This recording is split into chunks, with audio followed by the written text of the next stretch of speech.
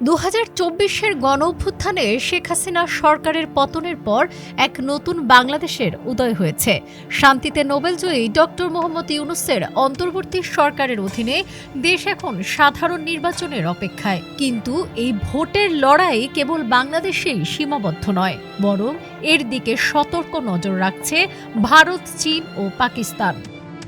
দীর্ঘ 15 বছর দিল্লির বিশ্বস্ত বন্ধু ছিল আওয়ামী লীগ। হাসিনার নির্বাসন এবং তাকে মৃত্যুদণ্ডে দণ্ডিত করায় ভারত এখন পড়েছে কৌশলগত ক্ষতির মুখে। ভারতের বড় উদ্বেগ বর্তমান প্রশাসনে ইসলামপন্থী ও পাকিস্তান ঘনিষ্ঠ জামায়াতের প্রভাব। বিশ্লেষকরা বলছেন, জামায়াত জিতলে দিল্লি উদ্বিগ্ন হবে, তবে বিএনপি ক্ষমতায় এলে ভারত কিছুটা স্বস্তিতে থাকতে পারে, কারণ বিএনপিও এখন দিল্লির সঙ্গে সম্পর্ক জোড়া লাগাতে আগ্রহী।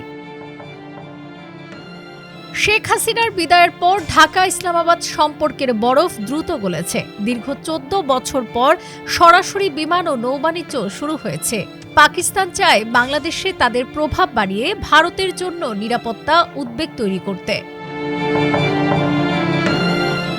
এদিকে চীন চলেছে বাস্তবতার পথে। তারা কোনো নির্দিষ্ট দল নয়, বরং স্থিতিশীলতার পক্ষে। হাসিনার আমলে করা বিলিয়ন ডলারের ঋণ ও অবকাঠামো বিনিয়োগ তারা সুরক্ষিত রাখতে চায়। তাই চীন আগাম সম্পর্ক তৈরি করে রেখেছে বিএনপি এবং জামায়াত উভয় দলের সঙ্গেই। বেইজিংয়ের লক্ষ্য একটাই, যারাই আসুক বাংলাদেশের বাজারে যেন তাদের একাধিপত্য বজায় থাকে।